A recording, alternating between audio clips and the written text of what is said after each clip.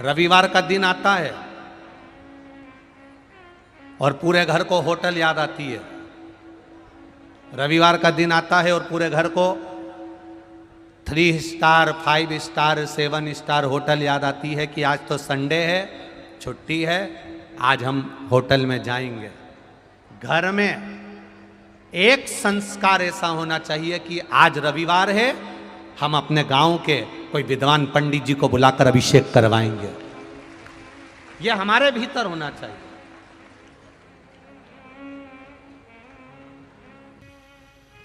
आनंद रामायण में लिखा है कि शंबुक नामक असुर को मारकर भगवान राम निकल कर जा रहे थे। कौन सा असुर है? शंबुक। और शंबुक नाम के असुर को मारकर भगवान राम निकल कर जा रहे थे और जाते जाते जाते जाते बीच में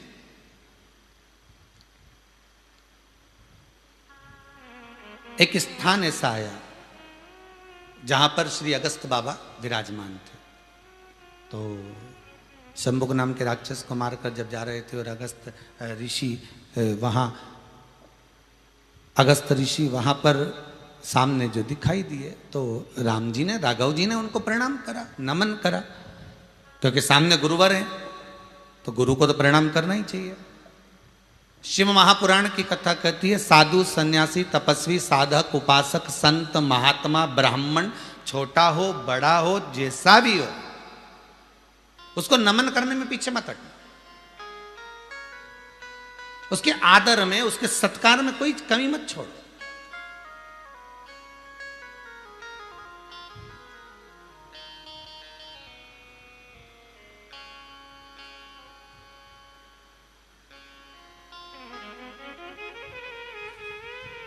कल एक कोई ने प्रश्न किया था,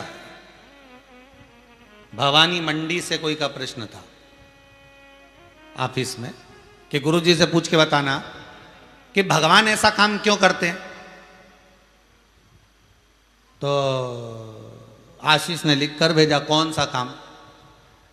कि भगवान को अगर आशीर्वाद देना है, वर देना है, तो भगवान देख कर देना कि ये भगवान का भजन करने वाला है, ये कीर्तन करने वाला है, ये नाम जाप करने वाला है, ये भगत है, ये किसी का अहित नहीं करेगा, इसको भगवान वर दे दे। पर ये राक्षस भगवान को दिख रहा है कि ये असुर है, राक्षस है, इसके बाद भी भगवान इसको आशीर्वाद क्यों देता है? भगवान को नजर आ रहा है ना, भगवान तो सब जानता है कि ये देवता है कि असुर है, राक्षस है कि कौन है, भगवान तो सब जानता है। तो फिर भगवान इसको ऐसा वर क्यों देता है? भगवान इसको ऐसा वर क्यों प्रदान कर देता? अरे भैया, सीधी सीधी बात है, सुन लो भाई, जहां से भी प्रश्न था भवानी मंडी वाले, अच्छे से सुन लो। कोई संत का चोला पहन कर आ गया, कोई साधु का चोला पहन कर आ गया। अब तुम्हें क्या मालूम कि ये मदिरापान करता है? तुम्हें क्या मालूम कि ये जुआ खेलता है? तुम्हें क्या मालूम कि ये वेश्यावृत्ति करता है? तुम्हें क्या मालूम कि ये गलत काम में डूबा रहता है? और तुम्हारे दरवाजे पर आया और आकर का भिक्षाम देही, भैया 2 रुपए दे दो, 5 रुपए दे दो, भैया भूख लगी है, भोजन दे दो। अब तुम्हें तो संत का चोला नजर आ रहा है, तुम्हें तो माथे का तिलक नजर आ रहा है, तुम्हें तो वो जो बाल बड़े हैं वो नजर आ रहा है, तुम्हें तो उसका चोला नजर आ रहा है। अब तुम उसको पैसा दोगे कि नहीं दोगे? दानी कभी ये नहीं देखता कि इसको दूं कि नहीं दूं। दानी जो दान करने वाला होता है वो उसको देना पड़ता। अब उसको क्या मालूम कि ये मदिरापान में लगाएगा, कि वेश्यावृत्ति में लगाएगा, कि ये जुए में लगाएगा, कि ये मांसाहार में लगाएगा? उसने तो दे दिया कि ले जाओ।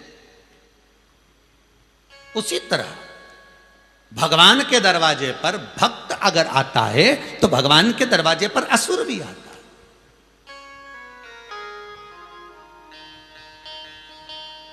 भगवान के दरवाजे पर अगर भक्त आया है तो भगवान के दरवाजे पर असुर भी आया। तो भगवान तो दोनों को देता है। भगवान ने दानी को भी, इसको भी दिया, इसको भी दिया। बस अंतर इतना है कि वो जैसे तुमने जिसको दिया था उसने मदिरापान में लगाया, मांसाहार में लगाया, व्यसन में लगाया, वैश्यावृत्ति में लगाया, तो उसी तरह भगवान जब देता है तो जो देवतुल्य होता है, जिसके मन में भगवान की भक्ति होती है, वो भजन में और लगा देता है। और जिसके मन में कपट होता है, छल होता है, बेईमानी होती है, प्रपंच होता है, जिसके भीतर बहुत सारा असुर प्रवृत्ति भरी होती है, वो इसमें नहीं लगाता, वो और गलत काम में लगाता रहता है। तो जैसे जैसे वो गलत काम में लगाता जाता है, गलत काम में अपनी विद्या का प्रयोग और करते चले जाता है, तो एक दिन ऐसा आता है कि वो जीवन में नष्ट हो जाता है। तो जिसने ये प्रश्न किया कि भगवान क्यों देता है, तो भगवान तो दानी है साहब, उसके पास में जो जाएगा भगवान तो उसको देगा। आपके दरवाजे पर कौन आया, कैसा रूप रख कर आया, अब उसने कपड़े तो अच्छे पहने, ने सीताराम भी लिखा है कि साल पे, राम राम भी लिखा है, भगवान का भजन भी लिखा है, सिर पे तिलक भी लगा। अब तुम्हें क्या मालूम कि ये मदिरा पान करे कि वेश्यावृत्ति करे कि जुआ खेले कि मांसाहार करे, अपने को क्या मालूम। अपन ने तो क्या, अब उसने बोला हर हर महादेव, उसने बोला राम राम, उसने बोला सीताराम, आपने उठा कर दे दिया।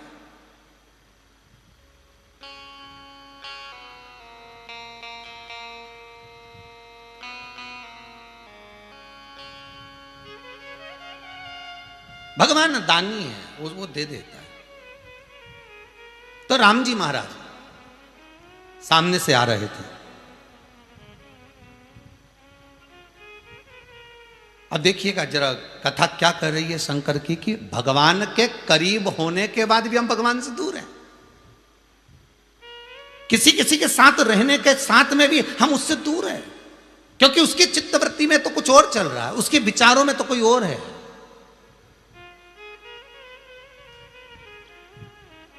मंदिर जाने के बाद भी हम भगवान के नहीं हो पाते।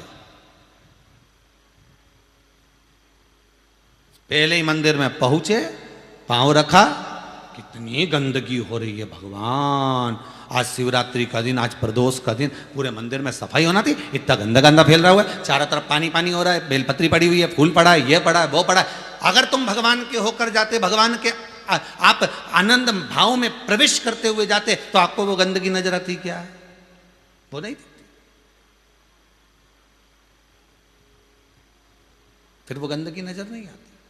आप सीधे डायरेक्ट प्रवेश कर जाते कि हमें तो शंकर से मतलब है, हमें शिव ओगरदानी से मतलब है, हमें शंभू से मतलब है, हमें शंकर के सिवा कुछ और लगता ही नहीं है।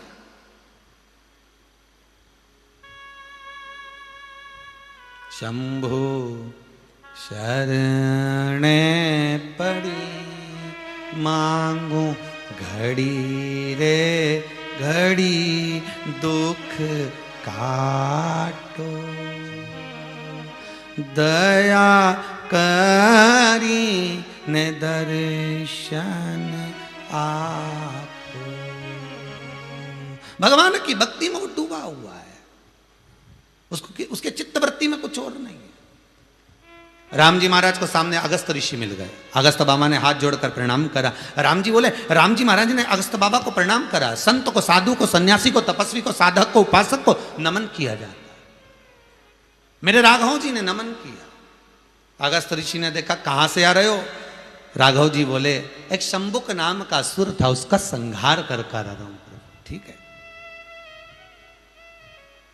आओ राघव मेरे साथ चलो। अगस्त बाबा अपने सुंदर कुटिया में राम जी को ले गए, और अगस्त ऋषि ने राम जी बाबा को कुटिया में ले जाकर बिठाकर कहा, आज मेरा मन करता है कि मैं आपको कुछ दूं, आज मेरा मन कर रहा है कि मैं आपको कुछ दूं। आनंद रामायण में लिखा है कि जिस शंभुक नाम के असुर को राम जी मार कर आए थे, ये वो शंभुक नाम का असुर था जो कहीं शंकर के मंदिर का निर्माण होता था तो उस मंदिर को उठाकर पलट देता था, शिखर जमीन के अंदर और मंदिर उल्टा।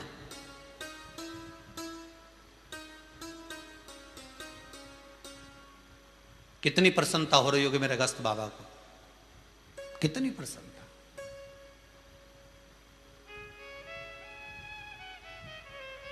आज मेरा मन कर रहा है कि आपने जिस शंभुक नाम के असुर का संहार करा है, राक्षस को मारा है, तो मेरा मन करता है कि मैं आपको कुछ दूं। राम जी बोले, बस प्रभु आशीर्वाद दे दीजिए, और क्या चाहिए भाई? गुरुजन का चाहिए क्या अपने को? सदगुरु मिल जाए, संत मिल जाए, साधु मिल जाए, असली गुरु अगर आपके सामने मिल जाए, असली गुरु,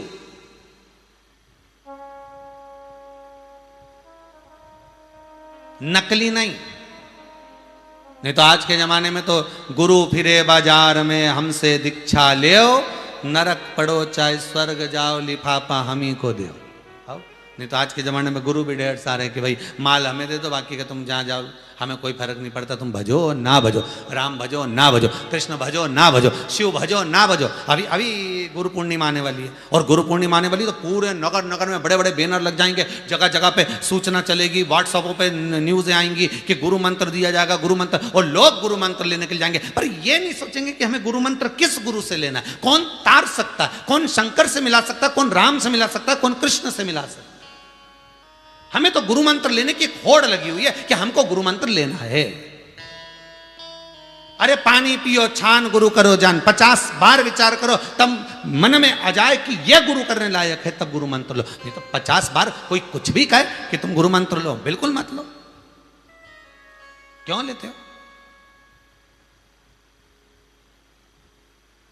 कोई 50 बार तुमसे कहे कि गुरु मंत्र लो, गुरु मंत्र लो, तो पहले कह देना मैं अभी छानबीन करने में लगा हुआ हूं, अभी जरा मैं देखूंगा पहले गुरु मिल जाए जब तो क्या इतना गुरु पड़ा है ढेर सारा, कुंभ का मेला में देखो तो किलो के भाव तोल लो।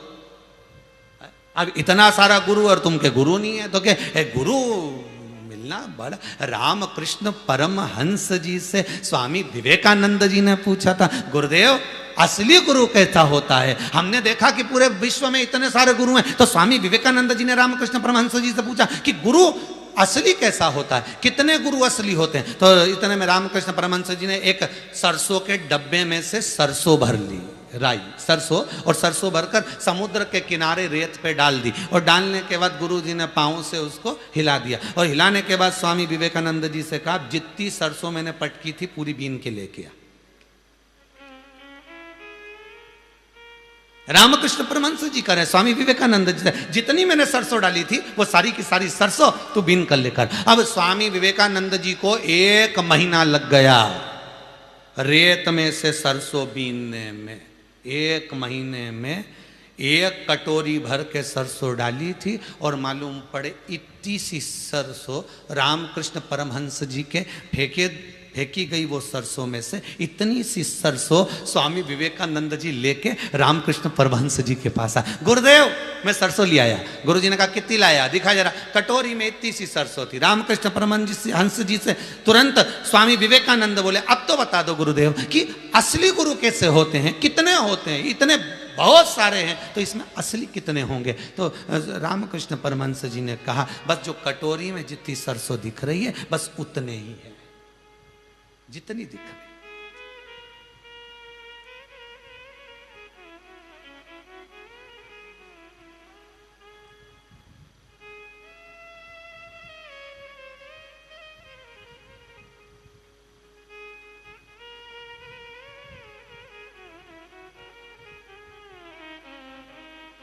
पतंग उड़े आकाश माने, डोर थारा हाथ मां, ओ वल्लभ मारी पतंग ऊंची राख जो, गुरुदेव मारी पतंग ऊंची राख जो, नाव चले मझधार मां, पतवार थारा हाथ मां, नाव चले मझधार मां, पतवार थारा हाथ मां, ओ वल्लभ म्हारी नैया पार लगाव जो, गुरुदेव म्हारी नैया पार। ऐ सदगुरु होता ही ऐसा, तुम बोलो ना बोलो गुरु पार लगा देगा, बस वही गुरु। तुम धन दो ना दो, तुम पैसा दो ना दो, पर गुरु जो होगा वो एक बात जरूर कहेगा कि मंत्र जपना, स्मरण करना, श्री शिवाय नमस्तुभ्यम, जपते रहो, भजते रहो। अगर दुख आ भी गया तो कट जाएगा।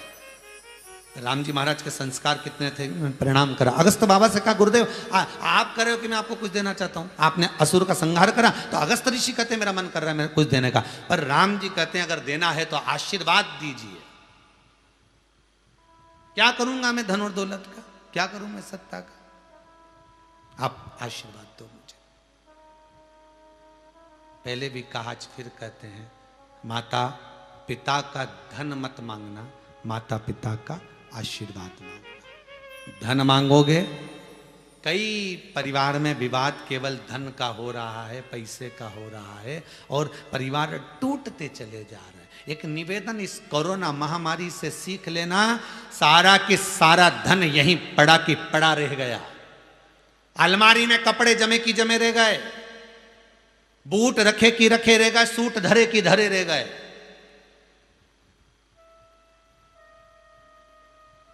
साल भर का अनाज पड़ा की पड़ा रह गया और व्यक्ति चले गए।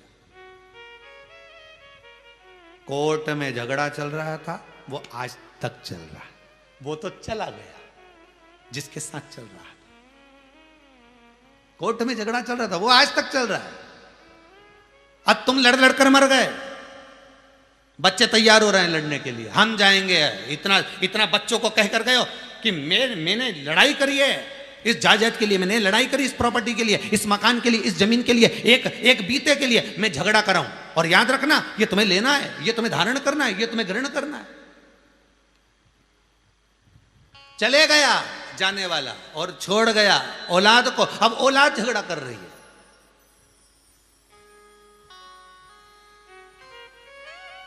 दुनिया भर के युद्ध का, दुनिया भर की लड़ाई का, विवाद का एक हल है, वो है केवल बात। अगर दो लोगों में मनमुटाव चल रहा है, कई माताएं यहाँ आती हैं, कई बहुएं आती हैं, गुरुजी हमारा पति से हमारा बहुत झगड़ा चल रहा है, अब ऐसी स्थिति आ गई कि तलाक की नौबत आ गई। कई लड़के ये कहते हैं हमारा अदालत में केस चल रहा है, अब तलाक की बात आ गई। तो हम उनसे कहते हैं एक बात करो, तुम्हारी उससे बात होती है? नहीं, हमारी तो 5 साल से बात बंद है, हमारी 3 साल से बात बंद है, हमारी 4 साल से बात है। हमारा एक ही कहना है, हर बात का एक हल है, बात।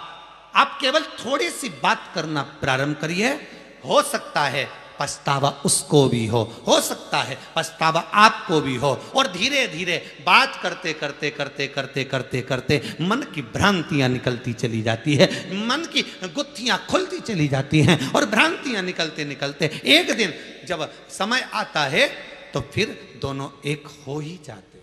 बात जरूर करें, कितना विवाद हो, पर बात मत छोड़ना।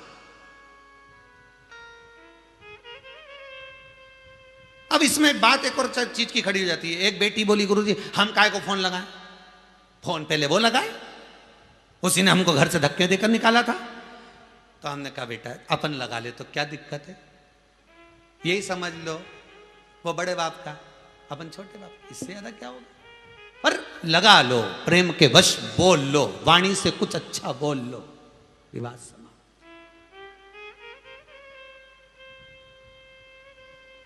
ये बोलने से ही तो भगवान मिल गया नरसिंह मेहता को। नरसिंह जी को एक बार गुस्सा आ गया और नरसिंह मेहता को गुस्सा आया, और नरसिंह मेहता मंदिर में सांवरिया के बैठ के तुरंत जो बोलना चालू करा कि कर्मा कहीं थारी नानी लागे मीरा बाई, कहीं मौसी जी। कर्मा तेरी नानी लगती थी, मीरा तेरी मौसी लगती थी, नामदेव तेरे क्या मौसा काका लगते थे, और हम तेरे क्या दुश्मन लगते। भगवान जो सुने तो भगवान प्रसन्न होकर नरसिंह जी के सामने प्रकट हो गए, मांग तुझे क्या चाहिए। नरसिंह जी बोले मांगना मांगना क्या, 56 करोड़ का मायरा बरवाना, और क्या करना, मांगने की बात ही क्या। ये तेरे रिश्तेदार लगते थे और हम, बात ही तो हुई ना, केवल बोलना ही तो हुआ, परमात्मा को रिझाना ही तो हुआ, इसमें कुछ और तो था ही नहीं, केवल वाणी से बोला है, केवल वाणी से। कि अगर भोले बाबा का सहारा न होता तो दुनिया में कोई हमारा ना हो। बस दिल से कहो उसको। राम जी महाराज ने कहा प्रभु मुझे कुछ चाहिए नहीं। अगस्त ऋषि बोले नहीं नहीं नहीं, मेरे पास में एक बहुत सुंदर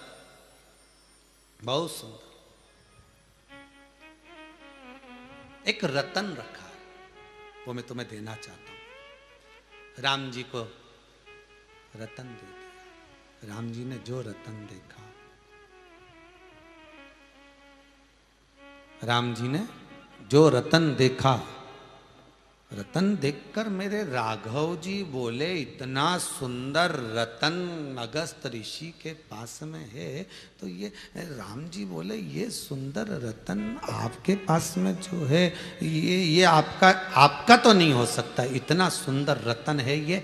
तो राम जी ने देखते से पहचान लिया कि ये वो रतन है जो ब्रह्मदेव के यहाँ रहता है, ये वो रतन है जो ब्रह्मा के पास होता है, ये वो रतन है जो देवताओं के पास निवास करता है, और आपके पास ये रतन कहां से आ गया। तो उस समय पर अगस्त ऋषि ने बात कहना प्रारंभ करी, हे राम, हे राम सुनो, एक बार मैं तप करने के लिए गया, साधना करने के लिए गया, एक सरोवर के पास में, एक कुंड के पास में एक बार मैं तप साधना करने के लिए गया, और वहां एकांत में मैंने देखा कोई पशु नहीं, कोई पक्षी नहीं, कोई जीव नहीं, कोई भी वहां विद्यमान नहीं था, वहां कोई विराजमान नहीं था, और मैं तप करने के लिए बैठा ही था, और मैंने बस नेत्र बंद करने ही वाला था। इतनी देर में मैंने क्या देखा कि एक दिव्य विमान, बहुत सुंदर सा विमान देवलोक से नीचे उतर रहा है, और उस विमान में से एक बड़ा सुंदर राजकुमार नीचे उतरा, और नीचे उतरकर सरोवर के नजदीक में एक शव पड़ा हुआ था, एक बॉडी पड़ी हुई थी।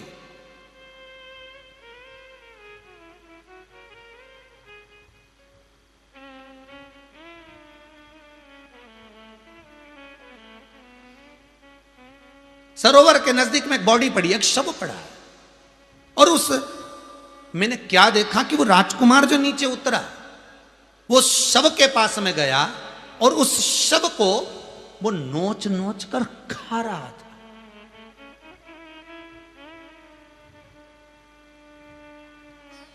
उस शव को वो नोच नोच कर खा रहा है।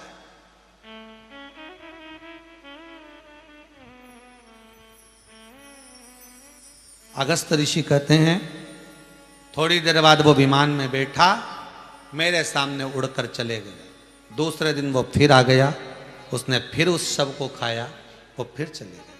इतना सुंदर विमान था, देवलोक से आता था, देवता जैसे कपड़े पहना था, सुंदर इतना था। वो राजकुमार आता, शव खाता, चले जाता। मेरा मन, मेरी बुद्धि, मेरे चित्त में प्रश्न अड़ गया कि मैं पूछूं इससे।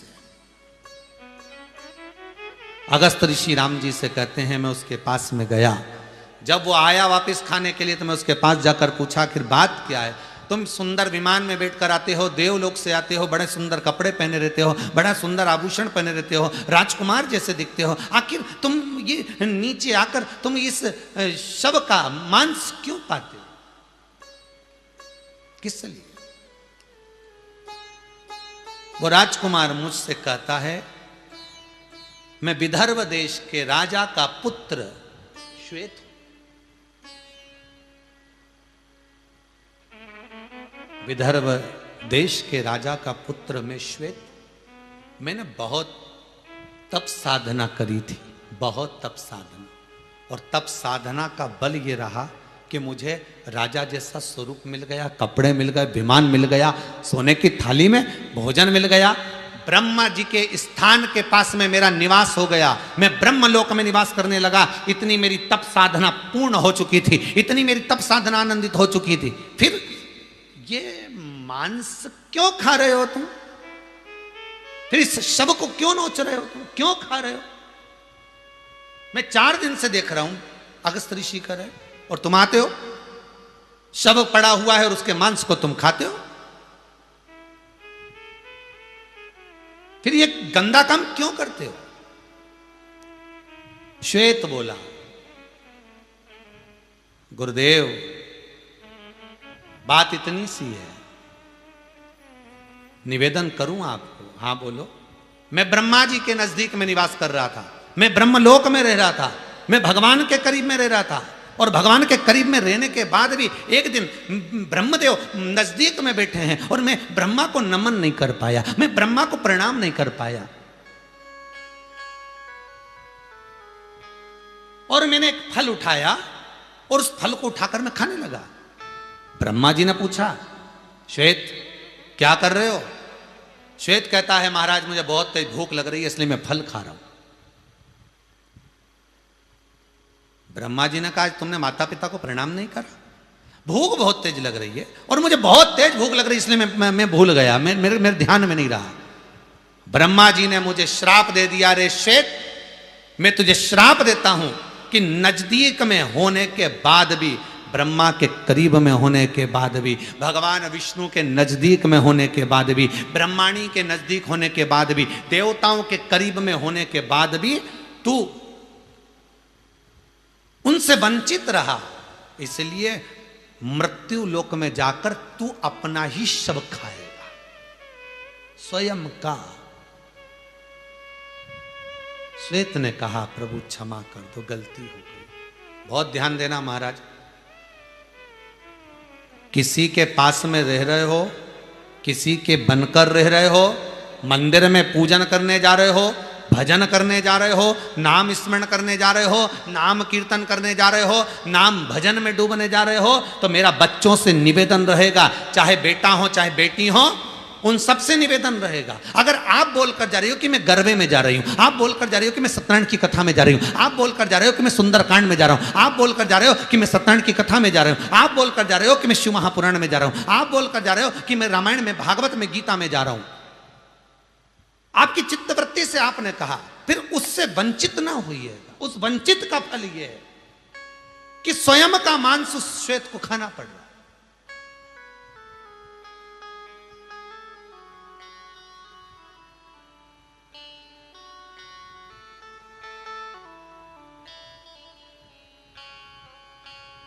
स्वयं का मांस वो श्वेत खा रहा है। अगस्त ऋषि ने पूछा तो फिर तुम रोज ऐसे ही करोगे? श्वेत ने कहा नहीं, ब्रह्मा जी से मैंने वर मांगा था, ब्रह्मदेव मुझे आशीर्वाद दीजिए, मैं कितने समय तक ऐसा करूंगा, आप मुझे कुछ तो वर दो। तब मेरे ब्रह्मदेव ने वर दिया था, जिस दिन तू किसी चीज का दान कर देगा उस दिन तू इस सारे प्रपंच से छूट जाएगा। इसलिए अगस्त ऋषि मैं आपको रतन का दान देता हूं। वो रतन अगस्त ऋषि राम जी को देते हैं, वो रतन राम जी को प्रदान।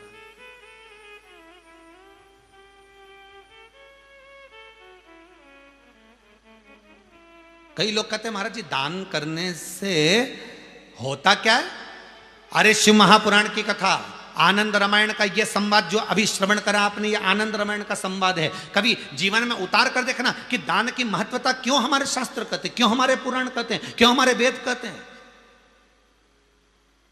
क्यों 18 पुराण हमारे शास्त्र ये वर्णन करते हैं कि दान की महत्वता को दर्शाते कि दान करो, पुण्य करो, सत्कर्म करो। क्यों? क्योंकि ना जाने कितनी योनियां, 84 लाख योनियों में से ना जाने कितनी योनियां तो केवल दान से कट जाती है। ऐसा केवल दान करने से, चाहे वो अन्न का दान हो, चाहे वो वस्त्र का दान हो, चाहे मुद्रा का दान हो, चाहे आदि आदि जो दान हो, चाहे तुम एक रोटी का भी दान दे रहे हो, एक अन्न का दाना भी दे रहे हो, कितनी योनियां कर जाती।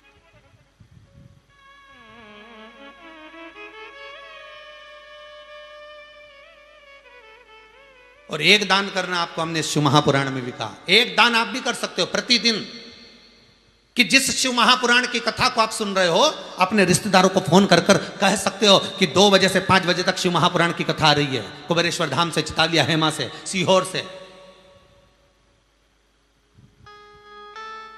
एक दान आप भी कर सकते हो, कह सकते हो सीहोर वाला महाराज कथा वाच रहा है, चलो कथा चालू करो, शिव महापुराण की कथा सुनना, ये दान है। आप एक लिंक दान कर सकते हो, लो ये कथा आ रही है, मैं भेज रहा हूं, सुनना, चल रही है 2 बजे से 5 बजे तक, आस्था चैनल पर चल रही है, फेसबुक यूट्यूब पर चल रही है, सुनो। ये भी दान है। किसी को सत्मार्ग बता देना, ये भी दान है।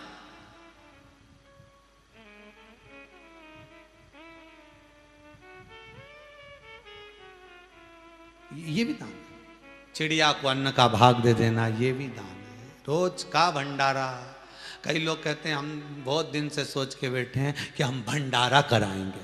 अब हमारे पास तो इतना धन है ही नहीं गुरुजी, तो भंडारा कैसे कराएं? हमने कहा भंडारे में कितना खर्चा आता है? तो कहे गुरुजी अब भंडारे में तो पूरा नगर जीमेगा, पूरा शहर जीमेगा, अब इतना खर्चा, लगभग 10-1 लाख का खर्चा हो गया, 5-10 लाख का, इतना पैसा कहाँ से आएगा? हमने कहा कौन सी पुराण में लिखा है कि इतना खर्चा करो? भंडारा भी 10 तरह का होता है।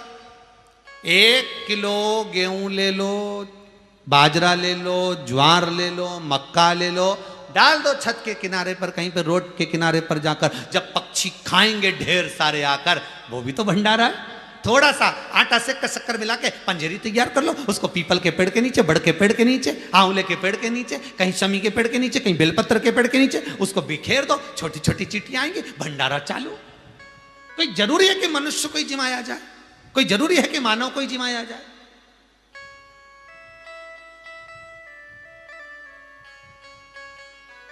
जन्मदिन है आपका, 500 रुपए का केक लाने की जगह 500 रुपए की पूड़ी बनवा लो।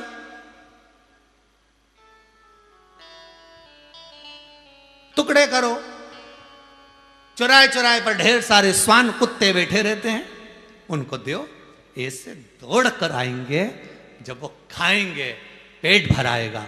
ये भी तो भंडारा है, ये भी तो भंडारा है। भंडारा केवल वो नहीं कि मनुष्य ही खाएगा तो भंडारा होगा।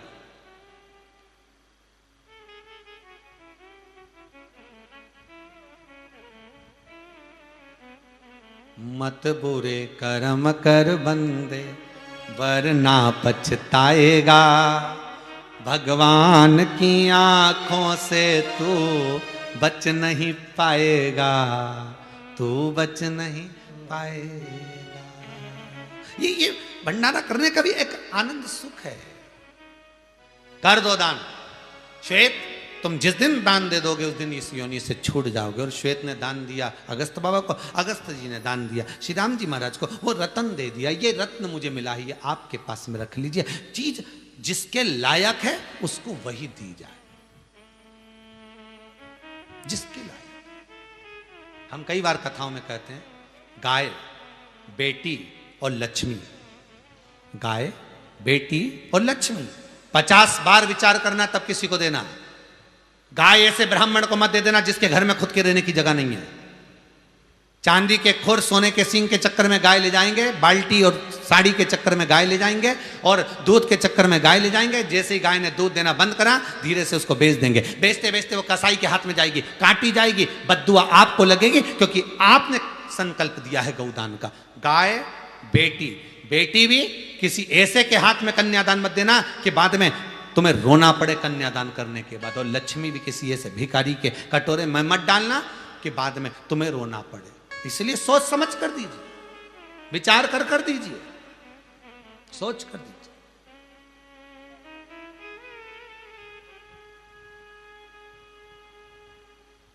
दान करो, पर जिस जगह पर जिसको जरूरत है वहां करो, मना नहीं। करीब में भगवान के ब्रह्मा जी के पास में श्वेत है, ब्रह्मलोक में श्वेत रह रहा है। उसके बाद भी उसकी बुद्धि ब्रह्मा से नहीं जुड़ पाई, उसके बाद भी बुद्धि वहां नहीं रह पाई। निवेदन है, जिस जगह पर रहो, जिस स्थान पर रहो, जिस व्यक्ति के साथ में रहो, जिस चिदानंद वृत्ति में आप निवास कर रहे हो, उसके साथ आप अगर निवास कर रहे हैं तो आपकी चित्त, आपकी वृत्ति, आपका मन डोलना नहीं चाहिए, जाना नहीं चाहिए। वही पर जितनी देर आप शिव महापुराण में बैठो, आपका मन उतनी देर भगवान के पुराण में लगे, उतनी देर आपका मन लगना चाहिए, उतनी देर आपकी चित्त वृत्ति रमे, जितनी देर।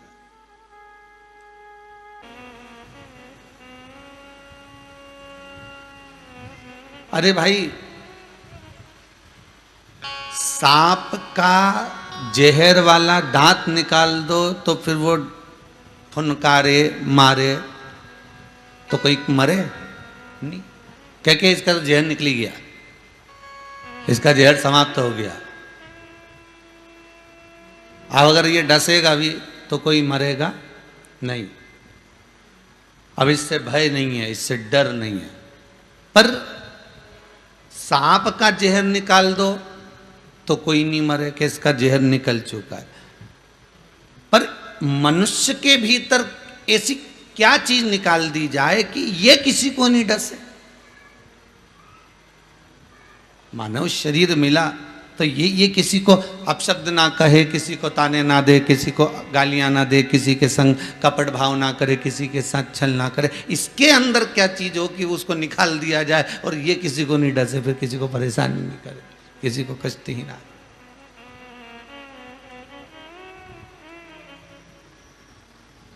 सांप का तो जहर निकाल दोगे तो फिर भय नहीं रहता, पर मनुष्य का क्या निकालोगे कि भय ना हो।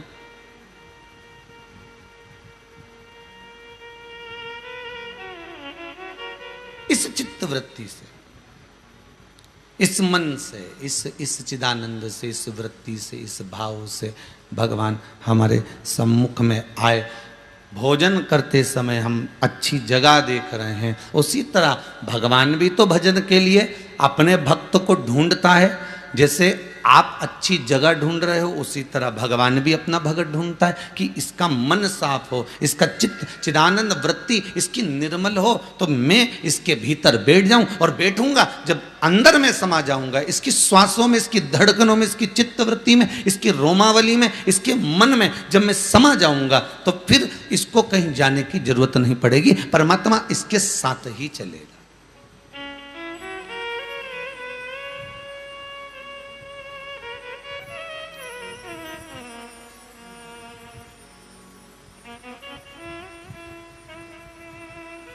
ठीक है, कुएं का पानी खराब हो गया,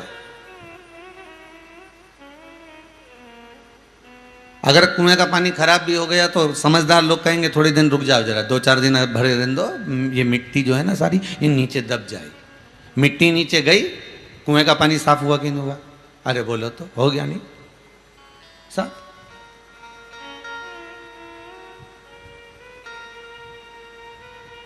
बस उसमें मिट्टी पड़ी थी, वो घुल गई थी, और वो मिट्टी घुलने के बाद वो मिट्टी का पानी धोला हो गया, वो मिट्टी का पानी हो गया, वो साफ क्लीन नहीं दिख रहा है। अब थोड़ा इंतजार करना पड़ेगा, 2 दिन, 4 दिन, 8 दिन, 15 दिन, तो वो जो मिट्टी है वो धीरे धीरे धीरे धीरे उस जल के अंतर से नीचे बैठ जाएगी, और नीचे बैठ गई तो पूरा जल पूरा की पूरा क्लीन हो जाएगा, पूरा की पूरा साफ हो जाएगा। उसी तरह हमारे इस मन रूपी कुएं में भी अहंकार, काम, लोभ, विषय, आसक्ति, तृष्णा, वासना, ये सब हमारे इस मन रूपी कुएं में है। पानी गंदा हो जाता है कभी कभी, मन गंदा हो जाता है कभी कभी, आ जाती है आसक्ति, आ जाती है अहंकार, आ जाता है तृष्णा, आ जाता है वासना, आ जाती है लोभ, आसक्तियां, ये सब हमारे जल को गंदा कर देती है, मन को गंदा कर देती है। पर थोड़ा धीरज रखिए, थोड़ा सा धीर बांधना पड़ेगा, कुछ दिन इंतजार करना पड़ेगा। किस लिए? कि कुएं का पानी साफ करना है तो थोड़ी शीतलता, थोड़ी शांति, थोड़ा धीरजता अपने भीतर लाना पड़ेगी, तब जाकर ये पानी क्लीन हो सकता है, साफ हो सकता है। भगवान ने आपको जब पैदा करा, हमको जब पैदा करा, संसार के प्रत्येक मानव को जब भगवान पैदा करता है तो उसके हृदय को एकदम कोरे कागज की तरह पैदा करता है, और मरते समय भी भगवान उस हृदय को कोरा कागज बना देता है कि जैसा मैंने भेजा था वैसा की वैसे मुझे प्राप्त हो। मरते समय भी व्यक्ति की आसक्ति चली जाती है, मरते समय भी व्यक्ति को लगने लगता है, जब अंतिम समय आता है तो आसक्ति उसकी जाने लगती है। अब मुझे परिवार का मोह नहीं रहा, अब मुझे कपड़ों से मोह नहीं रहा, अब मुझे धन से मोह नहीं रहा, मुझे इन परिवार वालों से मोह नहीं रहा, मुझे इन वस्तुओं से मोह नहीं रहा। उसको कहो कि ले थोड़ा सा भोजन कर ले, तो भोजन से मोह नहीं रहा।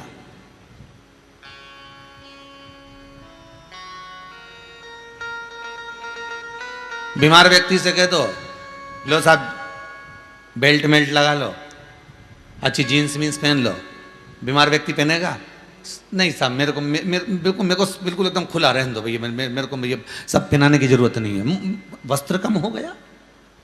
बीमार व्यक्ति से कहो, लो साहब 2-4 गुलाब जामुन और खाओ अच्छे डट के, अब मर ही तो रहे हो, तो मर रहे हो तो अच्छे 2-4 गुलाब जामुन और खा लो, खोपरा पाक खाओ, थोड़ा सा इमरती जलेबी खाओ, थोड़ा सा समोसा ला देता हूँ मैं बढ़िया जोरदार, वो खा लो, थोड़ा पोया खा लो, थोड़ा उपमा खा लो, थोड़ा पराठा खा लो। मरने वाला खाएगा?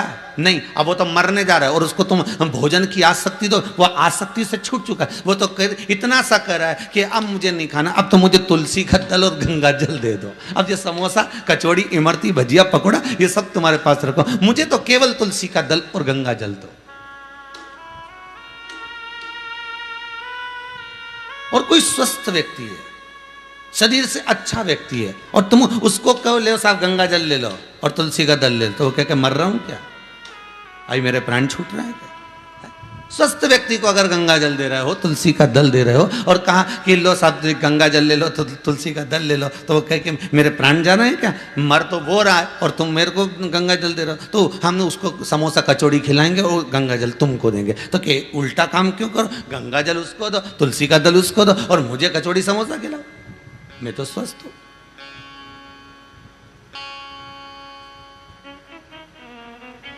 आए थे तब भी आसक्ति नहीं थी, जब पैदा हुए थे ना कोई आसक्ति नहीं थी, ऐसे ही पड़े थे। तुम्हें यह भी नहीं मालूम था कि ये माता जी है कि पिताजी है, ये भाई है कि बंधु है कि सखा है, कुछ भी नहीं मालूम था, बस तुम तो ऐसे ही पड़े, क्योंकि आसक्ति नहीं है।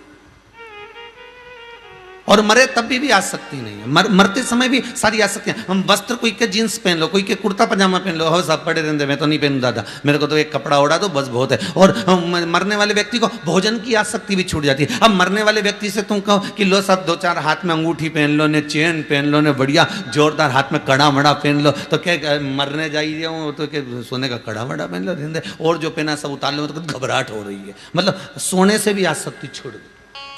अब मरने वाले व्यक्ति से कहो कि सब लो ये 2-2 हजार के नोट की 5 गड्डियां हैं तुम्हारे पास, रख लो, है तुम तुम्हारे पास में रखो, बड़े काम में आएगी। तो मरने वाला कहेगा रेंदे दादा वो हॉस्पिटल में लगा देना, तू तो तेरे पास ही धल्ले, मेरे को नहीं चाहिए, हिसाब भी तू ही कर। आसक्ति छूट गई।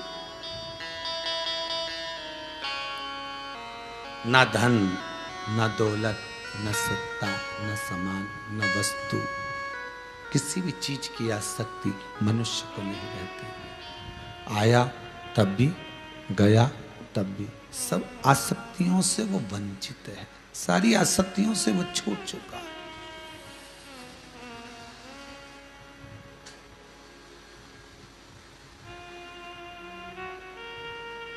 और भगवान अपने भक्त से कहता ही यही है।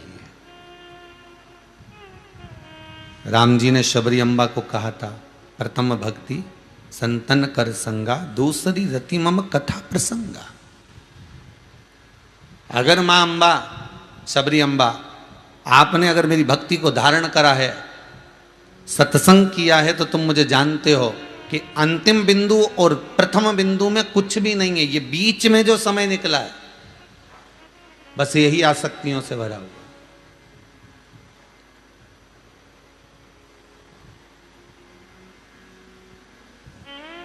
यही आसक्ति। निर्मल मन हो तो प्रभु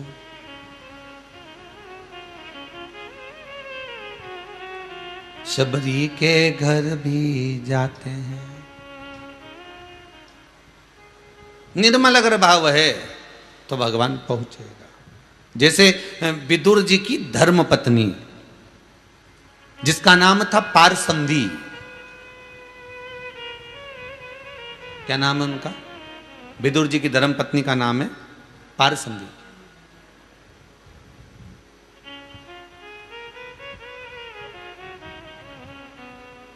वो बड़ी शिव की उपासक है। श्री विदुर जी महाराज की धर्मपत्नी जब बाल्यावस्था की थी पारसंवी, मात्र 12 वर्ष की अवस्था की पारसंवी अपनी माता के साथ में शंकर जी के शिवालय की पूजन करने के लिए जाती थी।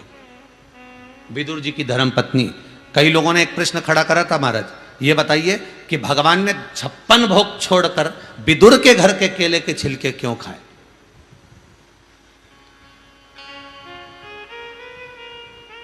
कारण क्या था? कारण ये शिव महापुराण की कथा कर रही है। कोई के भाग्य में आपके लिए लोगों ने दाल बाटी बना के रखी, आपके लिए लोगों ने मालपुआ बना कर रखा, रबड़ी बना कर रखी, खीर बना कर रखी, और आपके लिए इतना सारा पकवान बना कर रखा, और आप चले गए वो सामने, और वहां जाके तुमने कहा लाओ सब रोटी दे दो, तुमने कहा सब आज की तो नहीं है, 2 दिन पुरानी रोटी रखी, दे दूं तो क्या दे दो। अब तुम्हारे लिए इतना बना कर रखा और तुम बासी रोटी खाओ तो तुम्हारा भाग्य। अपन तो सरल भाषा में यही कहेंगे कि भैया इनका भाग्य ऐसा होगा कि इनकी किस्मत में ये ठंडी रोटी, ये बासी रोटी लिखी होगी। पर शिव महापुराण की कथा कहती है कि ये विदुर जी की धर्म पत्नी पारसमवी, ये 12 वर्ष की अवस्था में क्या, 9 वर्ष की अवस्था क्या, 8 वर्ष की अवस्था क्या, जो अपनी माता का हाथ पकड़कर शंकर के शिवालय का पूजन करने जाती थी, विदुर जी की धर्म पत्नी पारसमवी शिव आराधना में डूबी रहती थी, शंकर की आराधना में इतना भजन करती थी, इतना स्मरण करती थी कि उसको कुछ सुहाता ही नहीं था।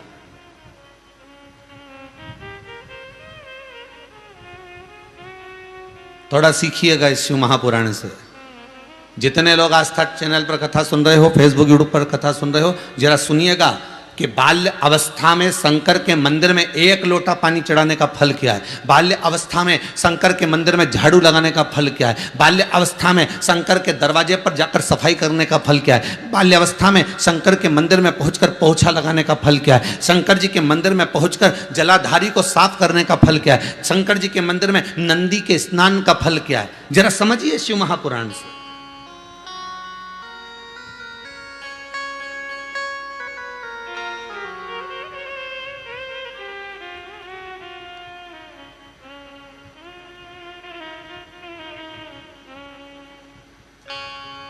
निर्मल मन हो तो भगवन भक्तों के घर भी आते हैं। महाराज समय आए, भाव आए तो भगवान सम्मुख में आ जाते। इसलिए कहा कैसे आएंगे हरि, कैसे आएंगे